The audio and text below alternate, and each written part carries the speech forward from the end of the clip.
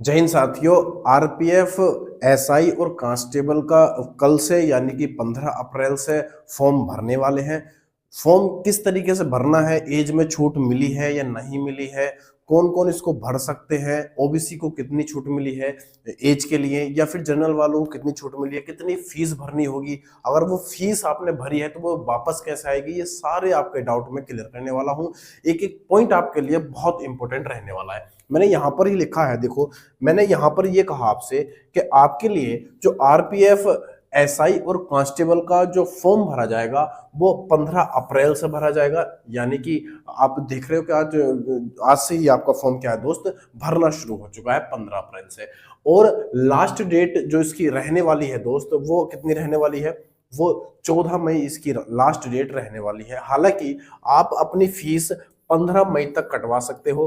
15 मई, 15 मई तक आप अपनी फीस को कटवा सकते हो, लेकिन जो फॉर्म भरा जाएगा वो 14 तक ही भरा जाएगा। मेरी तरफ से आपके लिए छोटा सा ये सुझाव है कि आप अपने फॉर्म को भरने में देरी ना करें। कुछ लड़के ये सोचते हैं कि फॉर्म को लास्ट डेट में भरेंगे, लेकिन दोस्त कभी कभी ऐसा होता है कि जो साइड होती है वो साइड हैंग हो जाती है, या फिर वो साइड चलती नहीं है किसी कारणवश, ट्रैफिक ज्यादा होने की वजह से, या फिर कुछ और रीजन हो जाते हैं जिसका आपको बहुत बाद में 12-12 बजे तक रात को जग के अपना फॉर्म भरना पड़ता है। तो इस चीज को एक दरकिनारे करते हुए अपने फॉर्म को लगे हाथों जल्दी से जल्दी भर देना चाहिए। उसकी क्या क्या चीजें रहने वाली हैं, कहां पर आपको फॉर्म भरना है, किस ग्रुप में भरना है, ये सब चीजों में आपको क्लियर कर दूंगा। अगला देखो यहाँ पर जो वैकेंसी है दोस्त, वो वैकेंसी जो टोटल है वो 4208 वैकेंसी है टोटल आरपीएफ और एसआई की। 600 कुछ वैकेंसी इसमें एसआई की है और बाकी किसकी हो जाती है, कांस्टेबल की हो जाती है। मैंने आपसे कहा था इसके अंदर जो फॉर्म पढ़ते हैं वो ग्रुप वाइज पढ़ते हैं। इसमें 4 ग्रुप बनाए जाते हैं, ए बी सी और डी। किस ग्रुप में आपको भरना है इसके लिए मैं वीडियो एक बना दूंगा, आजकल में ही बना दूंगा। लेकिन ग्रुप का भी इसमें काफी रोल रहता है। काफी रोल ये रहता है कि कहीं कहीं मेरिट बहुत ऊपर चली जाती है, यानी कि बहुत ज्यादा क्राउड रहता है वहां पे, यानी लड़कों का कंपटीशन ज्यादा रहता है, और कहीं कहीं बहुत कम रहता है। तो मैं ये भी नहीं कहूंगा कि बहुत ज्यादा उतार चढ़ाव रहता है, लेकिन हाँ 4-5 नंबर का, 7-8 नंबर का यहाँ पर फर्क आपको देखने मिल जाएगा। ठीक है भाई, तो ग्रुप वाइज इसके फॉर्म भरते हैं, यानी ए बी सी कैटेगरीज होती हैं, ग्रुप बनाए जाते हैं। इसकी डेट है कितनी, 15 अप्रैल हो जाती है। ठीक है भाई, 15 अप्रैल हो जाती है। और लास्ट डेट जो है फॉर्म भरने की वो 14 अप्रैल है। और फीस जब आप कटवा सकते हो वो 15 मई तक कटवा सकते हो। ठीक है भाई, अगली जो मैंने बात आपको बताई थी वो मैंने बताई थी एज लिमिट को लेके।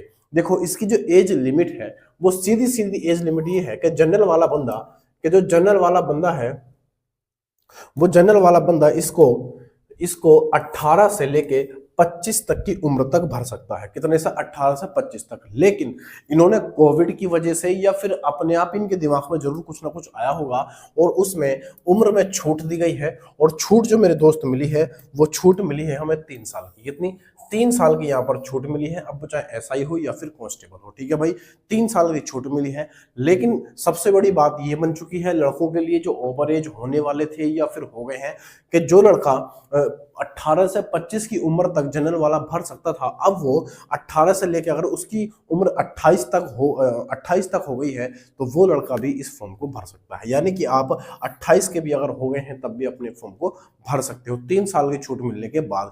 ये काम इन्होंने मेरे हिसाब से अच्छा कर दिया, क्योंकि कोविड में आप देख रहे हो कि लड़कों के कई साल ऐसे ही बर्बाद हो गए, है ना, या फिर वैकेंसी ना आने की वजह से तैयारी नहीं हुई पाई। बहुत सारे रीजन इसमें रहे हैं, क्योंकि ये शायद आरपीएफ, कांस्टेबल और एसआई का जो एग्जाम हुआ था वो 19 में हुआ था। 19 के बाद से अब हो रहा है, यानी बीच में कोरोना भी आ गया था। इस चीज को देखते हुए उन्होंने क्या करा, हुआ 3 साल की छूट देती है।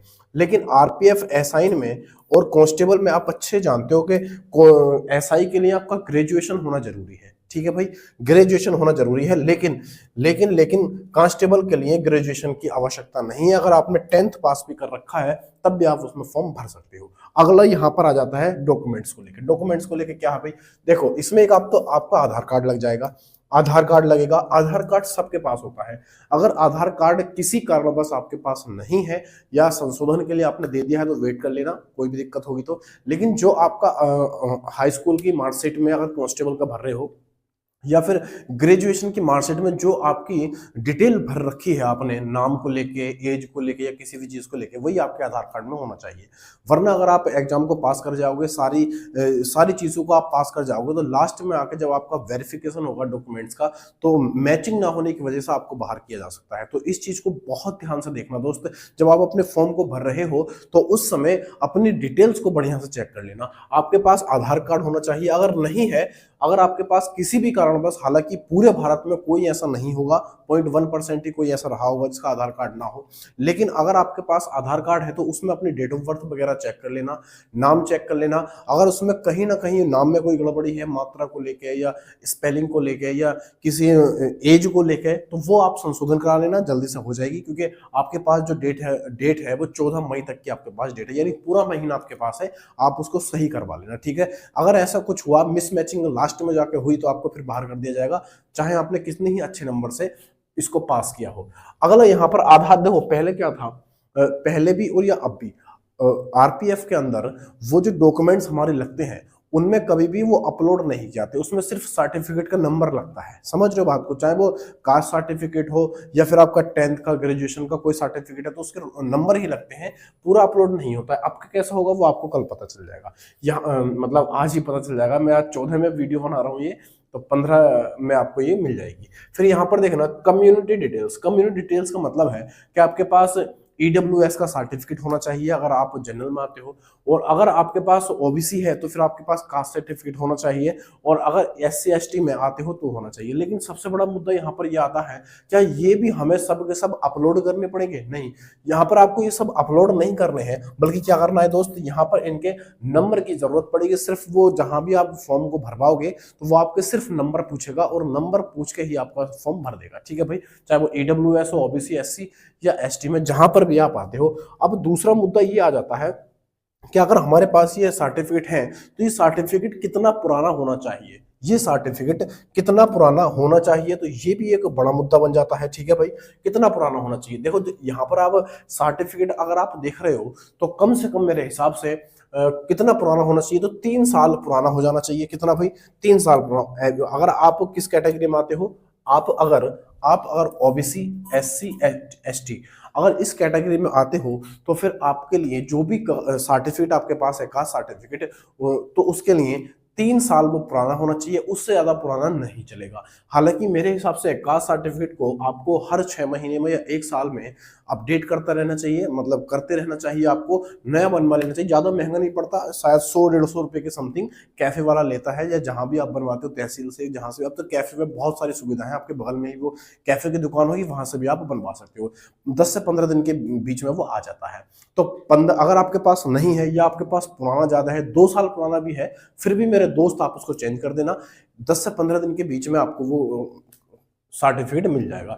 दूसरा, अगर किसी के पास ईडब्ल्यूएस है तो वो कितना पुराना होना चाहिए, तो ईडब्ल्यूएस, अगर देखो अभी वैकेंसी जो आई है, आप देखोगे तो इसकी जो ऑनलाइन शुरू होगी वो अप्रैल से शुरू होगी, यानी 15 अप्रैल से शुरू होगी, यानी 24 में ही शुरू होगी। तो मेरे हिसाब से आपके पास जो सर्टिफिकेट ईडब्ल्यूएस का होना चाहिए वो 2024 से 25 का होना चाहिए। इसका मतलब रिसेंटली आपको बनवा लेना चाहिए, या फिर आपने बनवा लिया होगा जब आपको डेट पता होगी तो, ठीक है भाई। ओबीसी, एससी, एसटी के लिए 3 साल पुराना होना चाहिए, उससे पुराना नहीं चलेगा। अब बात ये आती है कि हमारे पास जो सर्टिफिकेट होगा वो राज्य का होगा या फिर केंद्र का होगा। मेरे दोस्त आप खुद बताओ, हमें जो नौकरी दे रहा है वो कौन दे रहा है? आपको वो केंद्र दे रहा है, यानी जो रेलवे है वो किसके अंतर्गत आता है? रेलवे किसके अंतर्गत आता है? आप कहोगे केंद्र के अंतर्गत आता है, केंद्र सरकार के अंतर्गत आ जाता है।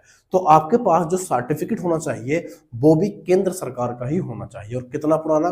3 साल पुराना, इससे ज्यादा का नहीं चलेगा, ठीक है भाई। 2 साल का हो तो चल जाएगा, लेकिन मेरे हिसाब से अगर किसी के पास 2 साल का है तो वो नया बनवा ले तो ज्यादा बेहतर है। 100-150 रुपए का ही बनता है, ज्यादा महंगा नहीं बनता है, ठीक है भाई। बाद में कोई दिक्कत हो तो उससे बेहतर है कि हम थोड़े से पैसे खर्च करके, है ना, उसको अभी नया बनवा लें। अब मेन चीज यहाँ पर ये आ जाती है कि आपसे जब भी आप कोई भी रेलवे का एग्जाम के लिए अप्लाई करते हो, तो उससे जो भी आपकी फीस जमा होती है, जो भी फीस आपकी कटती है, तो वो फीस आपको वापस भी आ जाती है। समझ रहे हो बात को? लेकिन आपको बैंक डिटेल अपनी खुद की भरनी होगी। जहां भी आप फॉर्म भरवाते हो, साइबर कैफे के पास भरवाते हो या कहीं पर भी भरवाते हो, तो वो अपनी ही बैंक डिटेल डाल देता है। समझ रहे हो? आपको नहीं पता है तो मैं बता रहा हूं, अच्छे से ध्यान से सुनना। जिस भी बैंक अकाउंट से आप अपनी फीस कटवाओगे, वही अकाउंट नंबर, सारी डिटेल वो डाल देना। लेकिन वो आपको फीस तब वापस मिलेगी जब आप एग्जाम में बैठ जाओगे। कितनी फीस वापस मिलेगी वो मैं आपको बताने वाला हूं। देखो, बैंक डिटेल यहां पर क्या दिया भाई, यहां पर दिया है हमें बैंक डिटेल। बैंक डिटेल में क्या है कि आपको अपनी बैंक डिटेल खुद की भरनी है, कैफे वाले की मत भरना। यहाँ पर जो कैफे वाला होगा उसकी मत भरना, क्योंकि अगर उसकी आपने बैंक डिटेल भर दी तो वो पैसा उसके ही अकाउंट में चला जाएगा। पहला, यहाँ पर आप देखोगे जो फीस लगेगी जनरल और ओबीसी के लिए 500 रुपए की फीस लगेगी। कितनी दोस्त? 500 रुपए की फीस लगेगी, 500 की। लेकिन अगर आप एग्जाम में बैठते हो और किसी भी कारणवश आपका एग्जाम क्लियर नहीं होता है, किसी भी कारणवश आप मान लो, वो अलग चीज है, जो रियलिटी है वो बता रहा हूं मैं। आपकी जो फीस है इसमें वो कितनी आ जाएगी भाई? वो 400 रुपए आपको वापस मिल जाएगी। 100 रुपए आपके काट लिए जाएंगे। वो इस वजह से काट लिए जाएंगे, आप जो एग्जाम में बैठे हो, जो भी एग्जाम दिलाने के लिए गवर्नमेंट तैयारी करती है, उसके आपके 100 रुपए काट लिए जाएंगे और बैंक अकाउंट में आपके 400 रुपए आ जाएंगे। दूसरा, यहाँ पर बात आती है SC ST की। SC ST में क्या होगा? 250 रुपए आपके फीस के कट जाएंगे और कैफे वाले जो भी है वो लेगा एक्स्ट्रा, वो आप देख लेना। लेकिन सरकारी फीस जो है वो कितनी है? 250 रुपए। और जनरल और ओबीसी के लिए कितनी है? 500 रुपए है। ठीक है भाई। अब 250 रुपए आपको जब पे कर दोगे, वहां पर गवर्नमेंट को दे दोगे, फीस कटवा दोगे, तो आपको जो रिटर्न मिलेगा किसी कारणवश ना होने की वजह से, तो आपको पूरे के पूरे 250 रुपए यहाँ पर मिल जाएंगे। यानी SC ST वालों को पूरे के पूरे 250 रुपए वापस मिल जाएंगे, यानी आपके अकाउंट में मिल जाएंगे, जो भी अकाउंट डिटेल आपने भरी होगी। ठीक है भाई, इस बात को आप बखूबी ध्यान रखना कि आपको अपनी बैंक डिटेल खुद भरनी है। ठीक है भाई। यहाँ पर देखना, अब ज्यादा भावनाओं में मत बहना कि हमें तो पैसे चाहिए ही नहीं, हमारा तो नंबर आ जाएगा। दोस्त, नंबर उसी का आएगा जो पढ़ेगा। ये एक ट्रुथ है, यानी कि एक यूनिवर्सल ट्रुथ है। मेहनती वाला का ही नंबर आएगा, बातें चौंकने वाले का नहीं आएगा। ठीक है भाई। यहाँ पर अगला देखो, अब आरपीएफ कांस्टेबल के लिए क्या क्या डॉक्यूमेंट लगेंगे वो मैं आपको बता देता हूँ। आरपीएफ कांस्टेबल के लिए देखो, कम से कम आपके पास क्या होना चाहिए भाई? 10th आपने पास कर लिया हो, यानी हाई स्कूल आपने पास कर लिया हो, और उस हाई स्कूल का जो सर्टिफिकेट आपके पास होगा, जो मार्कशीट होगी, उसका रोल नंबर पड़ेगा, यानी कि जो भी उसमें दे रखा होगा वो रोल नंबर पड़ जाएगा। और उसमें एक डेट पड़ेगी जो होगी पासिंग डेट, कि आपने हाई स्कूल किस डेट में पास किया था, उसमें वो मार्कशीट के अंदर ही होगी। आप देखोगे लेफ्ट साइड में आपको मिल जाएगी। तो कांस्टेबल के लिए ये वाली योग्यता है। और अगर आप आरपीएफ एसआई के लिए अगर आप अप्लाई करते हो, है ना, तो आपके पास ग्रेजुएशन का होना जरूरी है। ठीक है भाई। ग्रेजुएशन आप पास आउट होने चाहिए, यानी कंप्लीट हो चुका हो, आपका सर्टिफिकेट उसका होना चाहिए। और उसी का क्या पड़ेगा भाई? रोल नंबर, या आप कह सकते हो जो भी सर्टिफिकेट का नंबर होगा वो पड़ेगा, और पासिंग डेट पड़ जाएगी। ठीक है भाई। ये दोनों चीजें आपको ध्यान रखनी होगी। कांस्टेबल के लिए कम से कम हाई स्कूल, और ग्रेजुएशन जो चाहिए वो एसआई के लिए आपको चाहिए, आरपीएफ एसआई के लिए। अब मेन जो यहाँ पर आता है, वो देखने वाली बात यह है कि आप किसी भी सूरत में जो मैं यहाँ पर बताने वाला हूँ वही आप अप्लाई करना। आप कैफे वाले की बिल्कुल मत सुनना। ठीक है। वो एक लेजीनेस की वजह से या आलसपन की वजह से आपको बेवकूफ बनाएगा, लेकिन बनना नहीं। वो क्या है कि आपको अपना फोटो और सिग्नेचर बहुत साफ तरीके से भरना होगा, बहुत साफ तरीके से भरना होगा, वरना वेरिफिकेशन के समय अगर कुछ गड़बड़ हुई तो आपको बाहर निकल दिया जाएगा। अगर आपका जो आपने फॉर्म भरा है अगर वो कैंसिल हो गया है, तो सिर्फ ये वाली वजह हो सकती है। वो कौन सी है? कि इसमें जो आपको फोटो लगेगा मेरे दोस्त, उसका जो बैकग्राउंड है वो कैसा होना चाहिए? व्हाइट होना चाहिए। यानी फोटो जब आप खिंचवाओगे तो उसके पीछे का जो पर्दा होना चाहिए वो सफेद कलर का होना चाहिए। अगर उसके अलावा कुछ और हुआ, नीला, काला, ब्लैक कुछ भी हुआ, तो नहीं चलेगा, आपका फॉर्म रिजेक्ट हो जाएगा। और दूसरा, जब आप सिग्नेचर करोगे, वहां पर सिग्नेचर भी आपके अपलोड किए जाएंगे, तो सिग्नेचर भी बहुत साफ सुथरे होने चाहिए, यानी सही तरीके से होने चाहिए। जिस तरीके से आपने वहां पे किया होगा वो चेक हो जाएगा। जब आप एग्जाम करोगे तो वहां पर आपसे सिग्नेचर भी करा जाएंगे, वो बिल्कुल मैच होने चाहिए। समझ रहे हो बात को? तो इन दोनों चीजों को आप विशेष कर ध्यान रखना। आपका फोटो का बैकग्राउंड व्हाइट कलर होना चाहिए, सिग्नेचर कैसे होने चाहिए? साफ होने चाहिए। तो इतनी डिटेल आप देख लेना। अगर आपके पास ये सारी चीजें हैं तो आप फॉर्म भर सकते हो, कोई हेजिटेशन आपको नहीं होने वाली है। ठीक है भाई। सारी जो दिक्कतें आपको आती हैं, आपको जो नहीं पता था, वो सारी चीजें मैं यहाँ पर बता चुका हूँ। ठीक है भाई। सारी चीजें आप यहाँ पर बता चुका हूँ। इन्होंने एक काम बढ़िया कर दिया। वो क्या कर दिया कि इन्होंने 3 साल की बिना कहे छूट दे दी। अब जो बच्चे एग्जाम नहीं दे पाते थे, किसकी वजह से? ओवर एज की वजह से, अब वो भी इसको भर सकते हैं। ठीक है भाई। तो अपनी जो है साइंस की तरफ थोड़ा देखना, मैथ को रीजनिंग को बढ़िया से मजबूत कर लो, उसकी प्रैक्टिस लगाना शुरू कर दो, आप आराम से खींच के ले जाओगे। तो वैकेंसी कम नहीं है, वैकेंसी बहुत है। आप यहाँ पर देखोगे तो आपको ऐसा लग रहा होगा कि वैकेंसी बहुत कम है। मेरे दोस्त, ये कम नहीं है, वैकेंसी अच्छी खासी है, बस हमें मेहनत करने की जरूरत है। ठीक है भाई, तो आज के लिए हम इतना ही रखते हैं। और किस ग्रुप में आपको फॉर्म भरना है, किस ग्रुप में आपको फॉर्म भरना है, इसके लिए भी मैं एक वीडियो सेपरेट बना दूंगा कि आपको कहाँ पर फायदा रहेगा। हालांकि देखो, ज्यादा अंतर नहीं रहेगा, मैंने कहा था 4-5 नंबर 7-8 नंबर का ही अंतर रहेगा। लेकिन ऐसा नहीं है कि आप रह रहे हो उत्तर प्रदेश में और कहीं दूर आपको जॉब मिल जाए। हालांकि जाना पड़ेगा, क्योंकि जो हम मिडिल क्लास के लोग होते हैं उनके लिए नौकरी एक बहुत बड़ा जरिया होता है जीवन को चलाने का। ठीक है भाई, कहीं भी नौकरी मिलेगी, हालांकि हमें जाना पड़ेगा और हम करेंगे भी, ये भी कोई दिक्कत नहीं, क्योंकि इतनी मेहनत कर रहे हैं तो नौकरी के लिए। लेकिन अगर ग्रुप को बढ़िया से एनालिसिस करके अगर घर के ही पास कहीं पर जॉब मिल जाए तो ज्यादा बेहतर होगा, सोए पे सुहागा होगा। बस इसलिए बोल रहा हूँ कि एक बार आप अपना ग्रुप भी अच्छे से चेक कर लेना कि आपको कहाँ भरनी है, कहाँ पर ठीक रहेगा, कहाँ पर नहीं रहेगा। मेरिट भी आपको देखनी है। ये ग्रुप यानी इस फॉर्म को भरना ऐसे है जैसे कि गाड़ी चलाना, रोड के गड्ढे भी देखने हैं, लोगों से भी बचाना है, एक्सीडेंट भी नहीं करना है और हमें अपना सफर भी तय कर लेना है। उसी तरीके से ये भी है। ठीक है भाई, तो आज के लिए इतना ही रखते हैं, बाकी बातें बाद में करेंगे। मैं एक ग्रुप पे भी वीडियो बना दूंगा, आप देख लेना, आपके सारे डाउट क्लियर हो जाएंगे। वीडियो पसंद आए तो लाइक शेयर सब्सक्राइब करके जरूर जाना। अगली वीडियो में फिर मिलेंगे, तब तक के लिए जय हिंद, जय भारत।